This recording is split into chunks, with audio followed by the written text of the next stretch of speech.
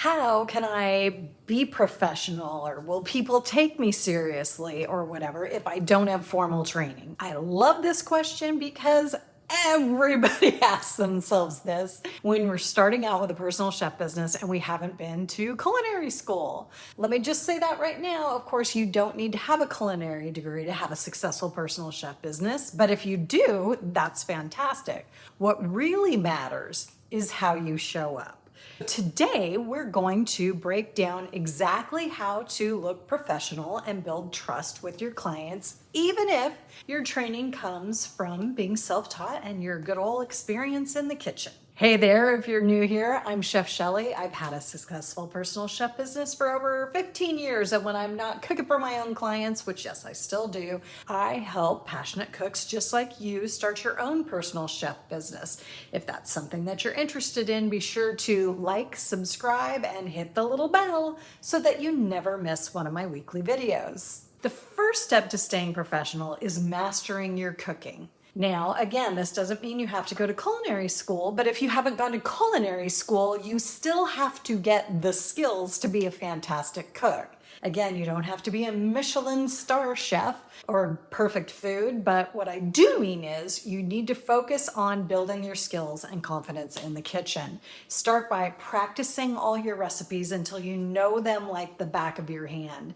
Consistency is key. If you're making chicken marsala for a client, they should get the same delicious chicken marsala every single time you make it. And here's the thing, clients don't care where you learn to cook. They care that your food tastes amazing, and it tastes amazing every single time.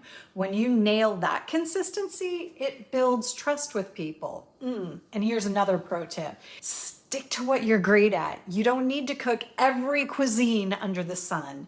If you make incredible plant-based food, then lean into that. If your strength is good old American style comfort food that families and kids love, then own it. Mastery will build your confidence, and your confidence will show in your professionalism. Number 2, communicate clearly. Communication. All right. If there's one thing that screams professionalism, it's clear, consistent communication. And here's what that looks like. Respond to messages promptly, whether that's email or messenger or voicemail. If a client reaches out, get back to them within 24 hours. If a new potential client reaches out to you, get back to them as fast as possible. Also, when you're working, especially with small event catering jobs, that's when you need to get every detail in writing. Dates, time, the menu, all the special details, all of it. Even when you're dealing with meal prep clients who you're going to be working with week after week after week, a quick summary after a long conversation goes a long way toward avoiding confusion. And it also tells them that you're taking this seriously. Always very important. Follow through on your promises. If you say you're going to be done with their personal chef service at 4 o'clock on their cook day, make sure those meals are ready by 4 o'clock on their cook day. Now, again, this isn't about being perfect. It's about being consistent and reliable. When clients, and just people in general, know that they can count on you, that's when they start raving about you to their friends. And you know what that leads to?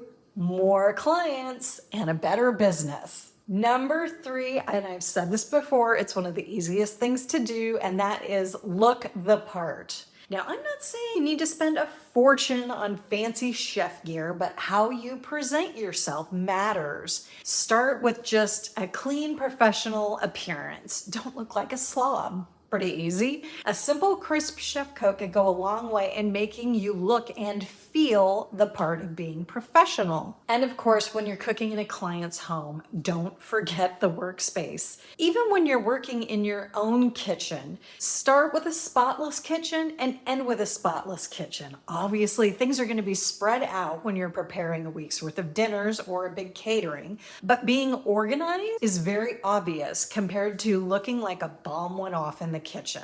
An organized kitchen shows just that you respect what you're doing, you're skilled, again, you're professional, and this will reassure the client that you also take their food safety seriously. It's these little details that show clients you care, and trust me, they notice. Here's the bottom line. Professionalism isn't about where you trained, or if you went to culinary school, if you have a diploma. It's about how you show up, about the care you put into your cooking, the clarity of your communication, the respect you show for your clients, and then that trust they return to you. And here's the best part. You already have everything you need to get started. You don't have to have a perfect website. You don't have to have formal training. You need to show up, do the best you know how to do, and let your food speak for itself. Now, if you want more tips and guidance on building your personal chef business, I've got something for you. You can get my free guide. Just shoot me a DM, and inside you're gonna find everything you need to set up your business step by step so you can feel confident and ready to take on clients. Thanks so much for spending time with me today. If this video was helpful, give it a thumbs up and let me know in the comments, what is your biggest challenge when it comes to feeling professional? I'd love to hear from you. Don't forget to subscribe, and I will see you in the next video.